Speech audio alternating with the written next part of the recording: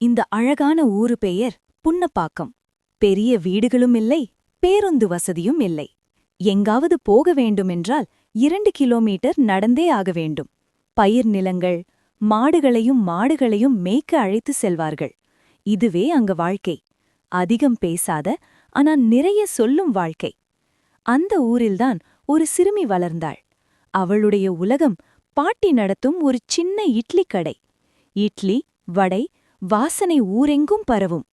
இட்லி சாதாரணம்தான், ஆனா பாட்டி வைக்கும் அந்த பட்டாணி குருமா, அது மட்டும் முழு ஊருக்கே ஒரு பெரிய ஹோட்டர் மாதிரி. அங்க தனியா பிளேகிரவுண்ட் இல்லை. அரசு பள்ளியின் விளையாட்டு மைதானமே அவர்களின் விளையாட்டு உலகம். பூங்கா இல்லை, தோட்டங்களே அவர்களின் பூங்கா.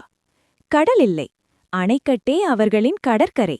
அணைக்கட்டில் தண்ணீர் வந்தால் சந்தோஷமாக குதிப்பார்கள். அணைக்கட்டு திருவிழா வந்தால் ஊரே நடமாடும். அவர்களுக்கு வசதிகள் இருக்கிறதா இல்லையா அது முக்கியமில்லை. பொங்கல் வந்தால் ஒன்னாக கூடி பொங்கல் வைப்பார்கள். மாட்டுப் பொங்கல் நாளில் மாடுகளுக்கே மரியாதை. மாட்டு வண்டி பந்தயம் வைத்து நட்பை வளர்ப்பார்கள். ஒவ்வொரு வருடமும் ஐயப்பனுக்கான நெருப்புத் திருவிழா நாளில் உடலும் மனசும் சுத்தமாக வைத்துக் கொள்வார்கள். ஒவ்வொரு வருடமும் மே மாதம்தான் அவர்களுக்கு திருவிழா, மகிழ்ச்சி, சந்தோஷம். எல்லாம் அம்மனை தரிசிப்பதே அவர்களின் வாழ்வின் அர்த்தம். அனைத்தும் அந்த மாதத்தில். இதுதான் அவர்களின் அழகு.